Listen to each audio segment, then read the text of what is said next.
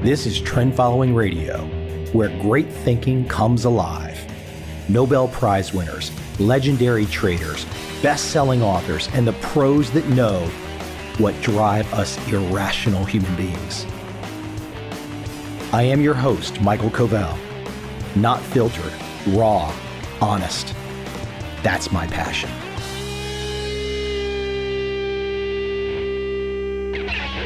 Now, this is a cool damn story.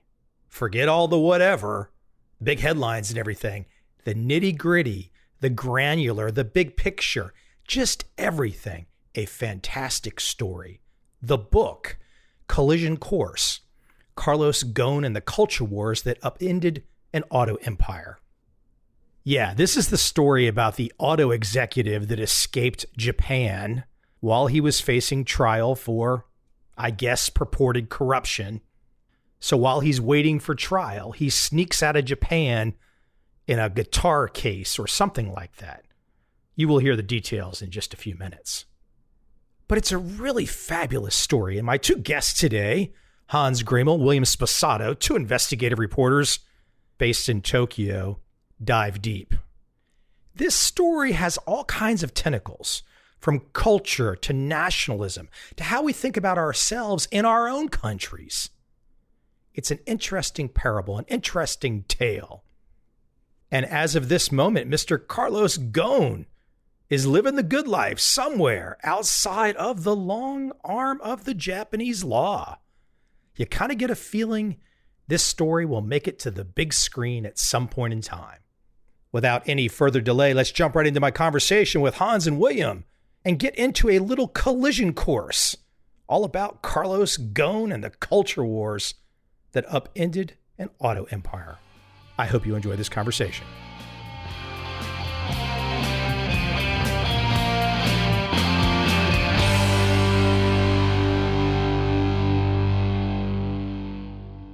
As we get rolling here, I should say the first time I was in Tokyo, 2006, and it was truly like one of those Anthony Bourdain moments where he says, you go to Tokyo and then it's like things have changed. Life is different. You guys have been there for a long time, so maybe you don't feel that way anymore, but I still do every time I go back. I'm in Saigon right now. I've been to Tokyo 10 plus times. I love it, but I realize that there's differences. It's good and bad, whatever. It's just differences. Let me give my outsider view of the situation, and then we'll start to unpack this story. First off, the proper pronunciation of his name, Carlos Ghosn? I think that depends on where you're coming from, really. In the automotive world, he's known as Carlos Ghosn. It rhymes with phone or bone.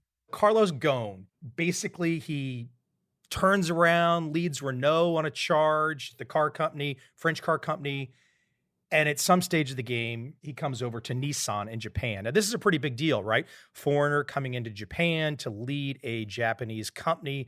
Not typical way the Japanese do business. Well, he comes in and he does certain things his way.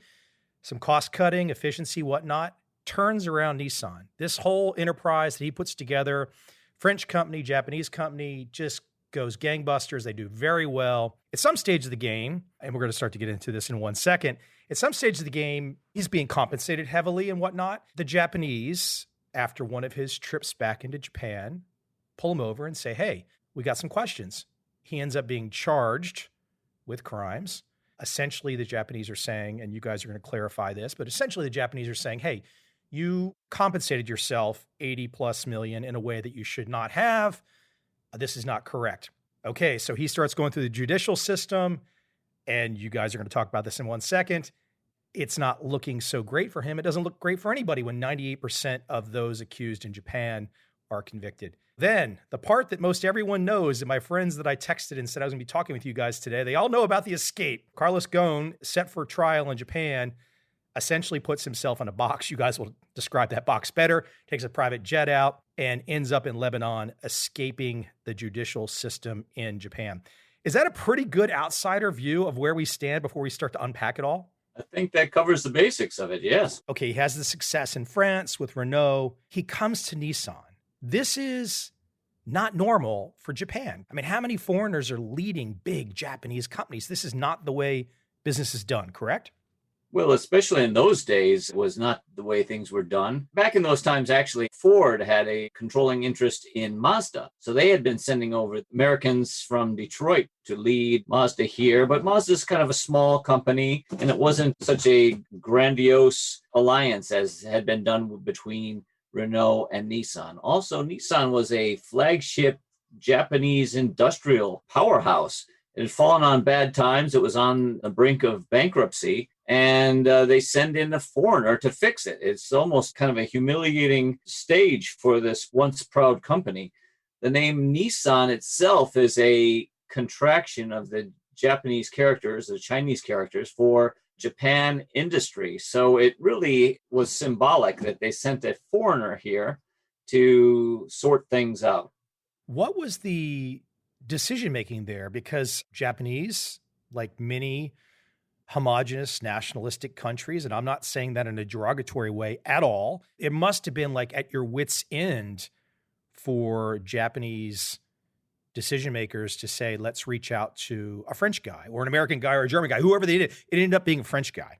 Absolutely. And don't forget, Ghosn's arrival was actually stage 2 of the process. Stage 1, which was just as radical, was Nissan accepting a bailout from Renault, because it was Renault's decision to put Carlos Ghosn here. It wasn't Nissan's. And that was because Renault had put $5 billion into a company that many people thought was on the verge of bankruptcy, or at least would need some massive reorganization and may not be able to survive in its current form. So one thing that gets lost in this a lot is that Renault had taken a huge gamble, a $5 billion gamble, and they put Carlos Ghosn in. And that's what, as you say, started it all off. I mean, you guys know a lot more than myself. I just think about you using the word gamble. I guess Renault probably did not think of it as a gamble in the sense of like a venture capital gamble. I'm sure they looked at it and said, well, Japan is a huge market and it's a great brand, as you guys just stated. So perhaps they just thought, well, let's believe in the Japanese economy, right? Something like that. Well, the Japanese economy was in big trouble at that point. By 1999, they had been nearly a decade into what would become known as the lost decade. There had been bankruptcies of Japanese companies since 1990 in the financial sector that no one had anticipated before that would be possible. Yeah, they did obviously think it was a good investment, but they also didn't have a lot of time for due diligence. Remember that Nissan was also talking with others. And so the Renault decision had to come pretty quickly. Guys, let me let you, since you've both been, I think each of you have been in Japan for over 20 years. Well, I've been in Japan for a little bit less than 20 years, but combined total, I think, is exceeds 20 years by far, yes. Something that I always find interesting, this is kind of a side philosophical note to explain Japan to maybe people that have not been there. Every time I'm in Japan, it is regardless, and of course, the stock market tops out in 1989. I mean, buy and hold is not believed, as an equity stock philosophy in Japan. How could it be? Stock market's never gotten back to the all-time highs. But speak to when I'm in Japan, I feel like, wow. I mean, this place is just wow. So you read the headlines, there's behind the scenes or things sound not pretty, but when you're there, you're on a bullet train or you're going through Tokyo or whatnot, or, going down to Kyoto. It's never felt to me like economic malaise. Well, I think that's what they would say back when the bubble burst in the 90s. People would come here and say, if this is an economic downturn, I'd like one too. But they get by. They protect jobs. The government is in massive debt here. So that's the one way that they deal with it. It was very self-contained, a very protected economy in a lot of ways. But you're right. It doesn't feel that way, that things are in a slump. You would never notice it. It's very gradual, and they manage it in that way, partly to stem the downturn, so that to manage the pain of the downturn, I suppose. It's not a sharp down, but it's also not a sharp up. So you don't see a rapid economic growth here on the flip side. Adding to what Hans said, when the economy started to downturn in the 90s, I was here with Reuters at the time, and Treasury Secretary Robert Rubin would always say, Japan has to get its economy back on track. That was the phrase that got used endlessly.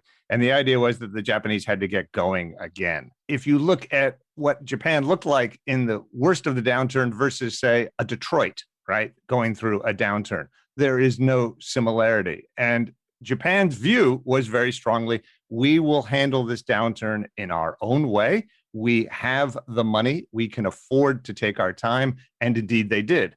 A lot of the working out that they did on bad loans, et cetera, took 15, 20 years. You are so right about that. And that is something that the typical American who has never been to Tokyo, and if they hear something about an economic downturn, there is just no comparison at all. I mean, to America's big cities and the hollowing out and when things downturn and you take a car and drive across small town America and just places are boarded up and gone. And of course, some small cities in Japan get hurt, but it's night and day. The regional areas, as you say, the outside the big cities, some of the rural areas have been hit harder than, say, a Tokyo or a Kyoto, places that are very popular. Nagoya still does quite well. But the government is actually now addressing those issues as well. And tourism was a big way to help unlock that. They're, again, taking their time to get to a solution, but they look like they're on the road pre-COVID, at least, to helping to get the situation in the rural areas improving as well. Over the years, just to establish some facts, and you guys state this in your work, that over time, you could look at the data and say that Ghosn added about 80 billion in value to Nissan. Fair statement, right? That's the calculation I believe we came up with. That's correct, yes. I think that's part of what Williams researched there, but yeah, just looking at the market cap from the bottom to the peak, it was about that number. I mean, it varies in exchange rates and which exchange rates you use at each single time, but that's about the number, yeah. So let's start to unpack where some of this friction starts to unfold. So unlike in a place like America, where you can have super high CEO salaries, I don't know, someone's making $1 billion in total comp, whatnot. In Japan, it doesn't work that way. The separation from the bottom of the ladder to the top of the ladder is nothing like America. Am I correct to say that the friction with Ghosn started to happen when his salary was known in Japan? well, I would say maybe the friction with Ghosn didn't really happen at that point. There was friction, I think, between the French side and the Japan side all along since the very beginning. And the idea with his salary cropped up in 2010 when the disclosure laws here and rules and regulations changed, so that anyone making essentially more than $1 million, any executive making more than $1 million needed to disclose that individually to shareholders. And at that point, he was making way in excess of that amount of money. In fact, at one point, he was considered to be the highest paid executive in all of Japan. And when it became disclosed, that became a point of embarrassment for him or sensitivity, not only in Japan, but also because it then would become known to the Renault side of the equation, where he was also a CEO at the same time. France has an even more negative view on excessive CEO pay than Japan. So he was, according to testimony that we hear in court now, he was even more concerned about how his bosses and the board in Renault would react to his pay here in Japan. So he was concerned about it in both places. Now, when you start to compare things, if you're comparing Ghosn as a foreigner in Japan, CEO, and you're comparing to other Japanese companies, speak to this issue of comparison and total comp. So Ghosn, this is where it starts to get interesting in my mind, is because as a foreigner, you're just never going to, I don't care how much Japanese you speak, you're never going to be Japanese. Yes, I'd say that's true. Absolutely. There are so many cultural issues beneath the surface. It's not just language. It's about an entire way of thinking and indeed a way of doing business. So yes. Speak to, though, comparing him to other Japanese CEOs. I've saw in some of where you guys dive into that, okay, he's being comped this $9 million as salary, but if you were comparing to other Japanese CEOs that might be at a small or much smaller amount, let's say like $2 million, that's not necessarily the way to compare, correct? Well, there are other fringe benefits thrown in with both sides, actually. In Japan, there's use of company car, company homes, perhaps generous pension plans and things of that nature. Expense accounts are very perhaps considered liberal. So they had those going. Ghosn was playing by more international rules with incentive plans and things of that nature. So it's a little bit of comparing apples and oranges. Well, let's rocket it up to the point in time where things get really interesting and the average person hears the headlines. And I gave the brief overview. I'll let you guys expand on it. But essentially, a guy like Carlos Ghosn is flying all around the world on private jets. That's part of his gig. It's kind of what he has to do. And, he's in and out of airports in Japan on pretty regular basis. And he happened to land one day and his life changed at that moment in time. Why don't I let you guys kind of in our historical narrative here, why don't I let you guys unpack that and let's start to get at the accusations and see if we can make some sense of it all. Well, you can imagine the shock that he felt, having been flown into Japan, I don't know, hundreds and hundreds of times, and then one day being stopped at immigration and essentially arrested on the spot and taken off to the detention house that night.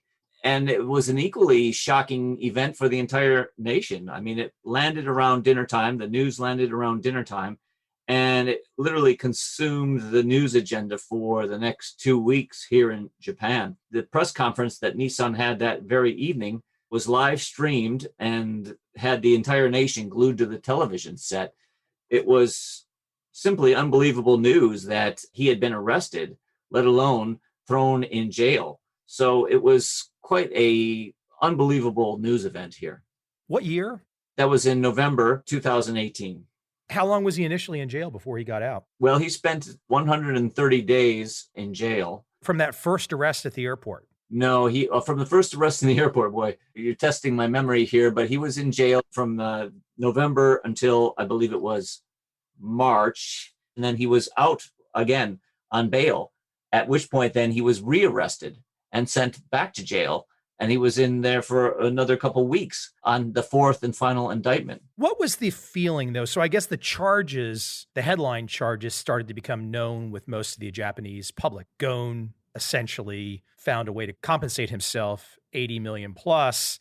That's where the charges stem from. Speak to what the charges were exactly. Well, the charges were very cryptic at first. It had a lot of people puzzled. It wasn't quite clear why he was being detained and arrested or what the charges were. But over time, it came out that basically over a period of 10 years, he was taking deferred compensation, or essentially setting aside half of his pay to be paid, or this is what the charges allege, I should say. Prosecutors allege that over 10 years, he was setting aside a little bit more than half of his pay to be paid in retirement. And the prosecutors say that's improper because Nissan needs to disclose that in its annual reports on an ongoing basis. Did he have the ability as CEO to do this? Well, it's unclear whether he even did it or to what degree he did it or did anything along the lines of setting aside payment for the future.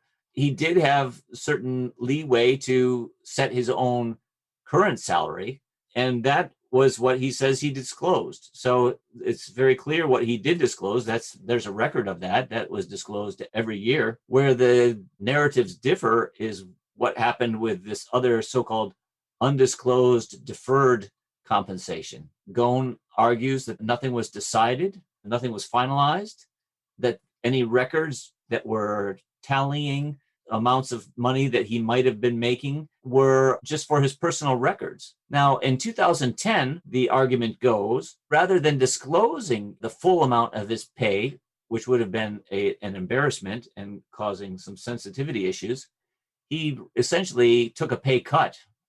And that is the crux of where the questions come in. Was that a pay cut, a real pay cut that was simply he was making half of what he normally would have been making? Or was they taking a pay cut with a promise, kind of an under-the-table promise, to be repaid that in retirement? Okay, so here's where I want to push you guys into a corner and let you explain. He gets arrested. This 80 million charge is out there, essentially deferred compensation. Okay, so what was really going on? I mean, obviously the Japanese are going to say he violated our laws. Here is the charge, et cetera, et cetera. But is there a perspective that the average one of us out there looking at this can start to understand? What was the trigger? What happened in that 2018 moment where he was arrested?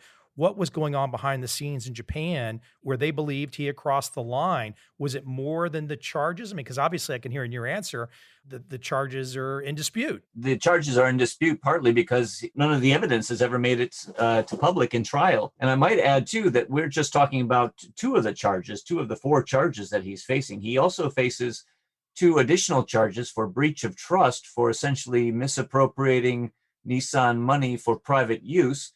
And those are two additional, more serious charges that came later. So he's basically facing 4 different charges of misusing or misappropriating or financial misconduct within Nissan over the span of, let's say, 10 years. Even if we got to trial in Japan, I can see what the prosecutorial winning rate is. If he went to trial, we know what was going to happen. If we're all in Vegas and we understand the odds, we understand what's going to happen. Are there any outsiders, people that are respected voices that have attempted to put some analysis on this, whether it's either pro-Japanese view or pro-Ghosn view? What is the understanding? What is the belief here about what really happened? Did something happen? Did something not happen? Well, let me just explain Ghosn's defense here, essentially. There's the letter of the law defense, which is simply this deferred compensation that I'm accused of hiding away is nothing. It was simply just bookkeeping for my notes, and that nothing was decided or finalized, so that because there was no final compensation decided, there's nothing to report. But really what is going on, according to Ghosn, is that he was the victim of a corporate coup. In other words, the Japanese clique within Nissan that wanted to protect Nissan's independence basically concocted these charges or trumped up these charges to get rid of Ghosn. And why would they want to do that? Well, because at that time, Ghosn had been working on a plan to build a holding company that would bind Nissan and Renault together in a so-called irreversible alliance. To some within the Nissan camp, that was tantamount to losing Nissan's independence and finally surrendering all control once and for all to Renault.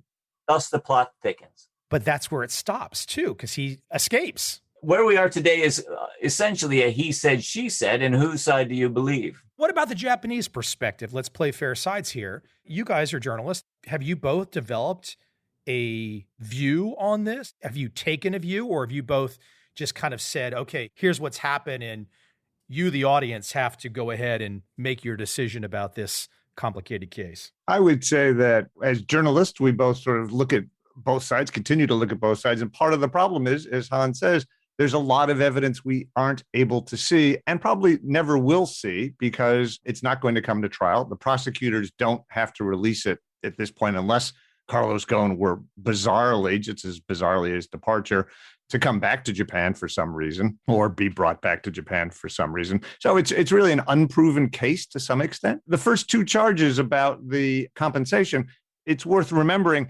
this was actually not about him taking the money. It was about him and the company not disclosing this in a financial filing that is due to be made to regulators.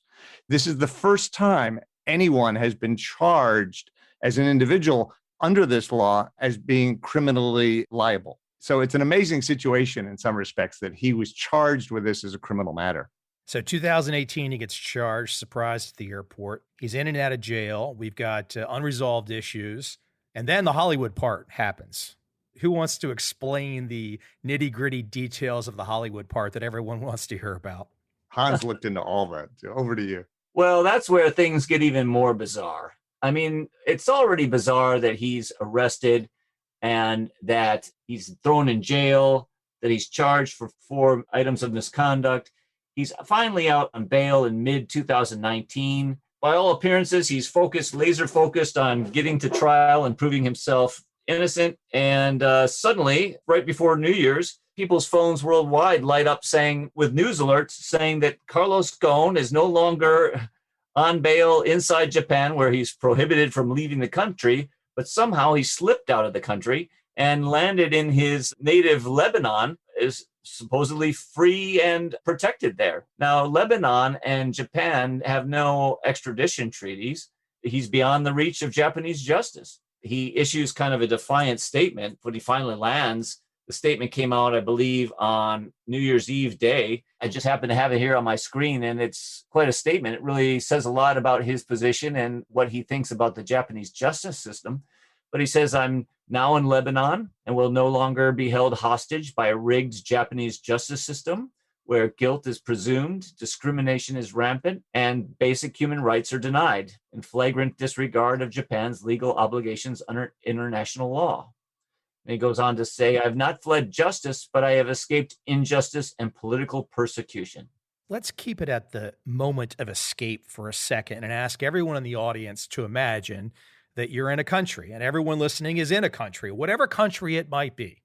Now, imagine leaving that country through non-normal channels. I can imagine as an American, if I was somewhere in Texas, I guess I can find a place to run across the border. If I'm in a boat and I'm coming towards Singapore, I am not landing anywhere in Singapore without somebody apprehending me. There might be some place I can sneak across the border between Laos and Vietnam, but it's going to be a trek. But generally, this is a really tough deal to get from country to country, especially via plane, without it being known. So why don't you get into the nitty-gritty of what he did to escape Japan on a plane without one of the most, and I say this respectfully, without one of the most technologically proficient places I've ever seen. And you have very detailed people that think about everything. I mean, there's more little inventions in Japan that I've seen, whether it's something that I'm eating or walking or whatever. I mean, these folks, the taxi doors that open automatically, everything that takes place in Japan is thought of. But this guy escaped. I mean, I can't imagine there will ever be another escape from Japan. It's like the whole country behind the scenes, they're never going to tell us, are working on solving the escape problem. Yeah, probably you're right. It was a big humiliation for Japan. And I think if we follow the Carlos Ghosn model, the first rule to escaping Japan is first hire a retired Army Green Beret, which is apparently what he did. He had a small team of operators, including a former Green Beret, who is now kind of like a problem solver, a plumber for hire. He goes out around the world and helping people in similar situations. He worked with monitoring the situation here in Japan to see what he could do to get going out. And the end solution seems to have been, judging by his own interviews in the media and court documents, they hired a private plane. They flew in that morning. They took the Shinkansen, which is the bullet train here in Japan, from Osaka all the way to Tokyo. They met Ghosn at a upscale hotel here in Tokyo. They changed his clothes. They put him back on the train. They took the train all the way back to Osaka in the middle west of the middle or the western side of the country. They put him in a box at a hotel there. It was a big kind of oversized musical instrument or musical equipment box, the kind of black box with the reinforced sides and the metal aluminum corners with rollers. They put him in one of those boxes. They pretended to be musicians, and then they rolled him through the private gate for private jets at the airport, and they were on their way before midnight. I don't know what word you used when you were setting that up, but there was some kind of one piece of your phrasing that sounded a little bit ambiguous. Do you think that's 100% for sure the way they did it? Well, it's not entirely clear because we haven't had the extractor team yet really explain it in public. They haven't denied this at all. In fact, in some ways, in some of the interviews, they describe it in detail, in some details, almost seem proud of it. But we have a lengthy court documents that the Japanese put together when they went after these people. There's 3 of them, and the 2 that we really care about are the Taylors, Michael Taylor and Peter Taylor, and they're a father-son duo. The Michael Taylor is the Green Beret. Anyhow, they were actually caught in the United States in early 2020, requested to be extradited to Japan. And so now, actually, they are in Japan as we speak, in the same detention center where Ghosn was held. These are the people that helped Ghosn escape? Yes, these are the people that helped Ghosn escape. They are now in Japan to answer charges for helping Ghosn escape, essentially. And they go on trial in June. And they face up to 3 years in prison here in Japan if found guilty.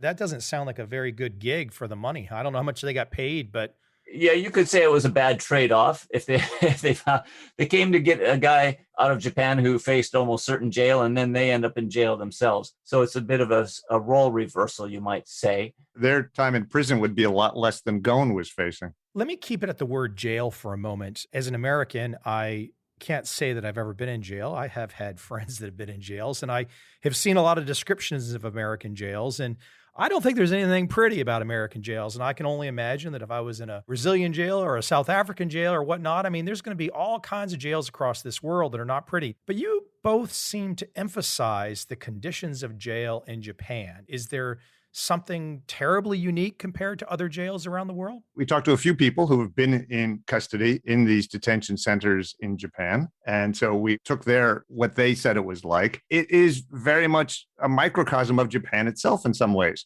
The rules are incredibly strict. They are petty rules that basically force you into submission.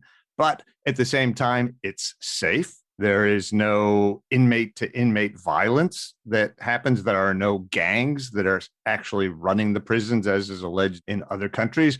The facilities are clean. They operate well, but it is not a pleasant situation to be in by no stretch of the imagination. But compared to, say, a Rikers Island, it would be considered a luxury resort just because of the safety, not necessarily the physical conditions, but the safety element there and the adherence to rules. Kind of a side tangent here. Ghosn, for the rest of his life, there's going to be certain countries he can't go to because there's going to be treaties and extradition issues that happen that, respect-wise, Ghosn can't go to the States, right? If he goes to the States, U.S. is going to send him over to Japan, correct? Well, he's in a bad position right now. The Interpol has a red notice out for him, which means Japan has requested any international signatory to the Interpol treaty to arrest him and send him back to Japan.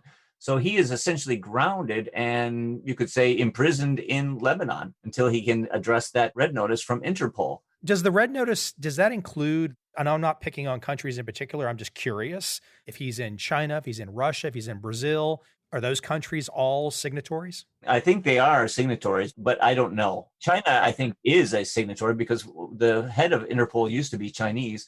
If he gets in an airplane and tries to go to either France, where he also has citizenship, or to Brazil, where he also has citizenship, that he could get stopped at an airport somewhere if he's changing planes or landing for fuel or something like that, and possibly sent back to Japan. So he's in no rush to leave Lebanon. You guys write a great tale. I would imagine, unless Hollywood is not very wise, this seems like one of those tales that ultimately becomes a movie. You don't have to tell me if you're in negotiations for that or not. I'm just guessing at things. Let's try and unpack maybe back to the bigger issue here was something I started talking off in the beginning about Japan. And Japan is a place, again, that I really like.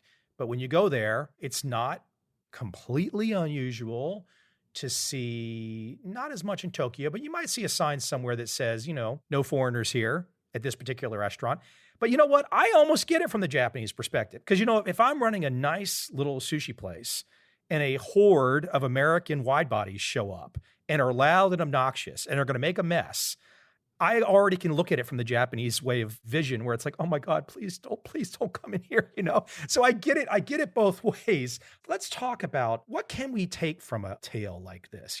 I'm not going to take you guys down to the super nitty gritty that you do in your book. People can check that out and dive in. But I'm really curious if there's any big lessons that we can take. The word nationalism, I think, especially under Trump, a lot of people didn't like the word.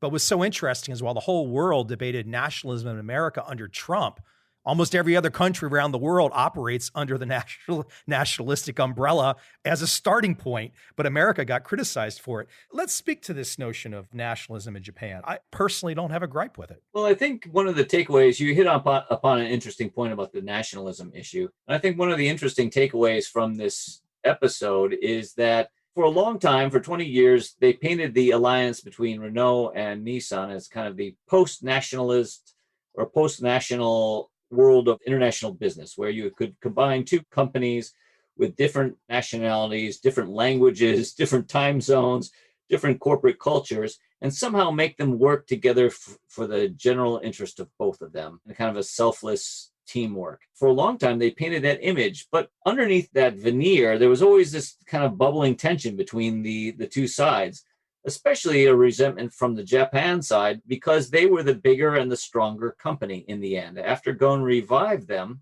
Nissan was really pulling along what some old timers or the old guard in Nissan would consider to be the dead weight of Renault. There was a lot of resentment that was brought up to that. The thought was, well, why can't we be in the driver's seat of this? But the reality was that it was Renault that held the 43% stake of Nissan, not the other way around. So Renault was, by all rights, the owner of Nissan. And that caused friction. Regardless of whether there was a corporate coup or not, it's beyond doubt that that friction came to a boiling point because of the talk about a holding company as Ghosn neared retirement. The question was, what are we going to do after Ghosn leaves? Because by sure dint of his strong personality, he held these two companies together for 20 years. What would happen to them after he leaves? Well, a holding company was one solution. And then the question was, who's going to be in the driving seat then? I would gather if you picked some large defense contractor, some big name, or even something like Boeing, I would tend to think that even though it's not part of the typical capitalistic system that America supposedly operates under, if all of a sudden Beijing said through negotiation, buyout, whatnot, if Beijing all of a sudden had a controlling interest, a controlling share in Boeing, I just have a sneaky suspicion that Washington, D.C. would do something that had nothing to do with capitalism to take that back. That's an interesting point as well, because since this all happened, the Japanese have put a new law into place that restricts foreign ownership in what they call sensitive companies and sensitive sectors. And this includes just about every major company in Japan at the end of the day, and indeed includes Nissan. Today, they would be able to block it. They probably could have blocked it back then, but they didn't know what else to do. The Japanese authorities were a bit skeptical, but they let it go ahead. One thing that for people that have never traveled to a place like Tokyo, and I know there's some hairy spots in Tokyo, I think the Japanese might argue that the hairy spots in Tokyo are actually not the result of Japanese. They might say it's the result of foreigners.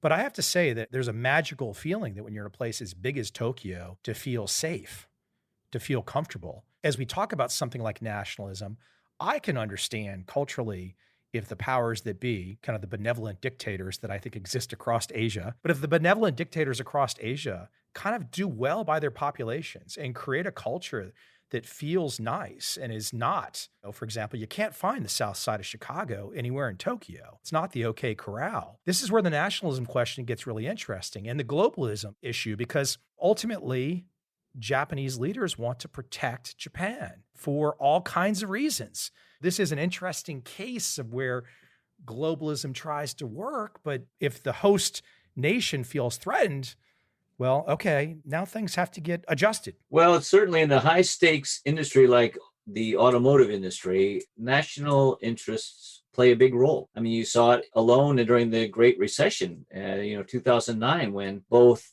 General Motors and Chrysler had to be bailed out to save them, bailed out by the U.S. government just to protect these companies and their job. And then in more recent times, the U.S. threatened tariffs against foreign auto imports under national defense regulations just to protect the interest of U.S. automakers as well. You're right. It's not something necessarily that's unique to Japan, but it's any country that has an auto industry has a high interest in protecting that industry just because it involves so much technology, money, and jobs. Can you guys imagine covering this industry in Japan? Can you imagine that there's one little electric car company in Texas now that supposedly has a bigger market cap than every car manufacturer in the world? Well, it's hard to imagine. I mean, I think that the Japanese find it hard to believe that Tesla, for example, is worth so much money when it produces so few cars with a technology that still really hasn't matured to its zenith yet. And it's a big concern, not only for the Japanese, but for traditional car makers across the world.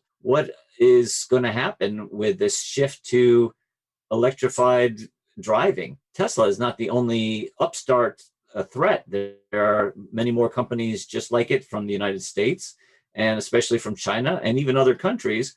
And they are starting afresh with no legacy costs from old factories or old unions that are steeped in and set up to produce internal combustion engines. And they are starting off as basically software companies with little overhead, and they can invest right into the exact cutting edge technology that they need. And it's a big worry for everyone who has a car that runs on gasoline. When you both sit around and you talk amongst yourselves and there's no one listening, like on a podcast or anything, it's not an interview, it's just the two of you talking, no one else is listening, and you guys talk about the takeaways amongst yourselves, what ultimately strikes you the most?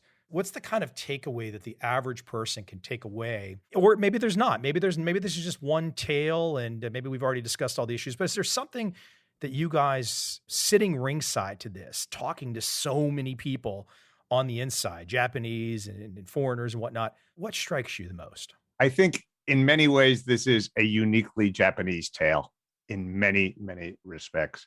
And we haven't had time to really talk about all of them. You mentioned nationalism a fair amount and restaurants that say no foreigners. You're actually hard pressed to find one of those nowadays. Beneath the surface, you could probably go into a lot of restaurants where you wouldn't be that welcome. But Japanese will tell you the same thing. Sushi restaurants actually tend to have a local clientele, a clientele they know. And any outsider going in will be sort of given the cold shoulder at the beginning, unless they keep going back on a regular basis or are introduced by another customer. Even if Japanese have that bias, I agree with it. Frankly, I almost sometimes, as an American, I wish I had the sign up that said no Americans. Well, that's an interesting point. It's a more mixed picture. We talked to a lot of people about their reactions to this, obviously. Some senior Japanese executives who were on Ghosn's side, who said, what did Carlos Ghosn do? Even if he's guilty, these are minor things compared to the benefits he brought to this country. On the other hand, foreigners living here say, well, he shouldn't have broken the law. He should have been smarter.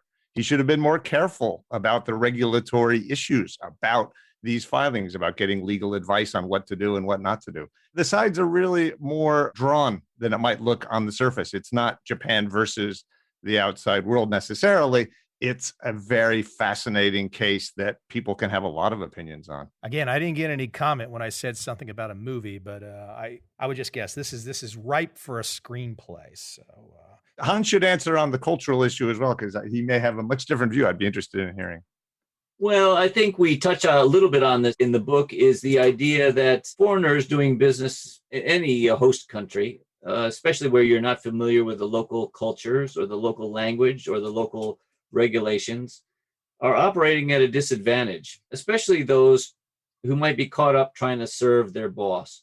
And one thing that we haven't talked about in this podcast so far is the alleged co-conspirator or accomplice of Ghosn, and that's an American, a former Nissan executive who happens to be American. He was a director on the board at Nissan. He was arrested in a coordinated swoop along with Ghosn on that very same day. He was flying into Japan at the same time, essentially the same time, on a separate plane into a separate airport, but they were both arrested that same day. And he was accused of helping Ghosn supposedly hide his deferred compensation. Now, here's a guy who supposedly was working for the benefit of the company to help his boss, to basically help the company work towards its goals. And he finds himself as an expatriate and an expat executive suddenly on the wrong side of the law just for doing what he thought was his job. And so that's another element of the story. We haven't seen the actual figures on this or how it might impact the willingness of foreigners to come here, but you have to wonder whether this will cause a chilling effect for maybe international business people wanting to come here on assignment. Meaning, if it's too hard to understand the system, then the risk is not worth it. Possibly. It's an equation people have to do. It's not just the risk of being arrested, which is probably still pretty remote, but it's also the risk of business failure. Can you turn around a Japanese operation? Can you make it succeed so that when you go on to another post, as an expat, that you'll be able to show that you've done a good job here? That's a tougher part for a lot of executives, I think. You got to think, ultimately, while yes, I'm sure a lot of Japanese people liked the fact that Nissan got turned around, on the flip side, it's kind of like, well, okay, if I'm Japanese, I don't know if I really want to see a foreigner getting all the accolades and all the money inside my country. And I think that applies to a lot of countries. I think the perception of Ghosn, though, was very positive for a very long time. He was a hero when he did the turnaround. He got a huge number of awards. Hans has talked about the manga. Yeah, I wouldn't say there was a building resentment against Ghosn personally. I mean, even when his salary became public and it was considered extraordinarily high by Japanese standards, and there was a lot of outcry about it at the time, but he stuck to his guns and simply said, I'm an international executive. I'm worth the money. I could have my pick of any job at any other global automotive company. And simply, if Japanese companies want to compete on the global stage, they need to pay the salaries to bring in the best talent. And he defended himself that way. And he did it routinely every year at the shareholders' meetings.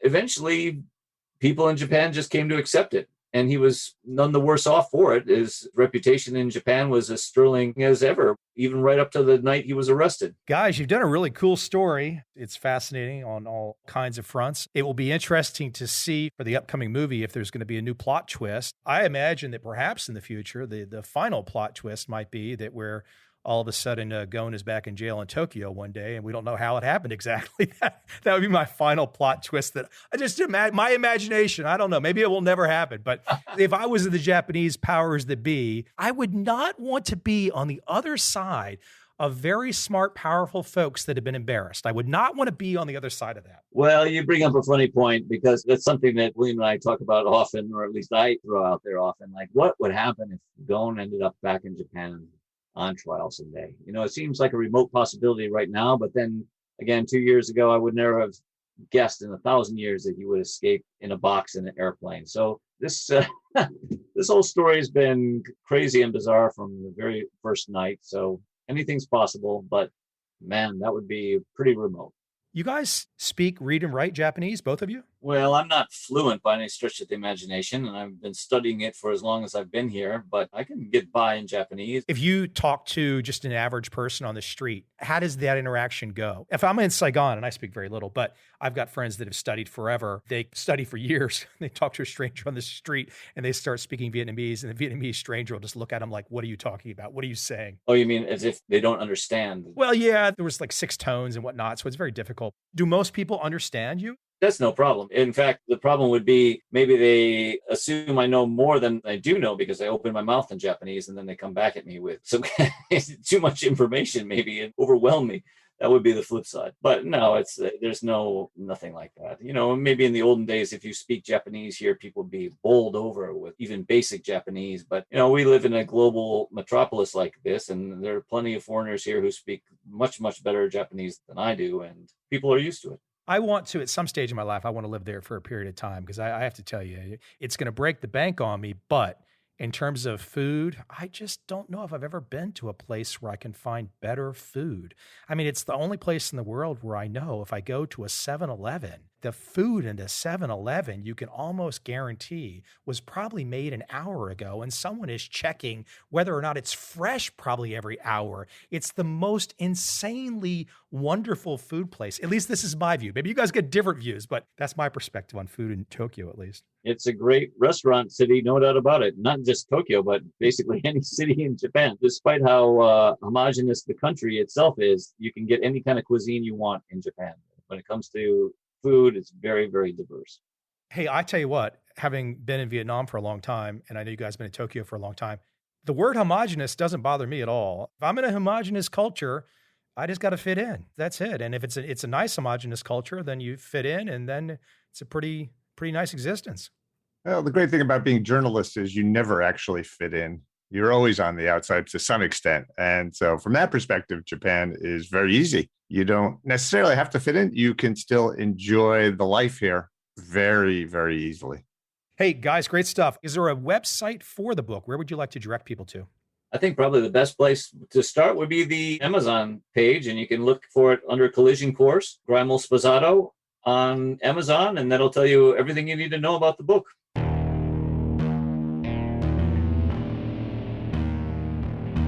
I see a time when those awake will understand how to make money in up, down, and surprise markets. Whether new trader or experienced, college student or financial advisor, protecting against a crash or just trying to make a lot of money, trend following offers everyone an answer in uncertain times. To get started immediately, send me an email, michael@covel.com. I will send you the right trend following steps to take along with my free video.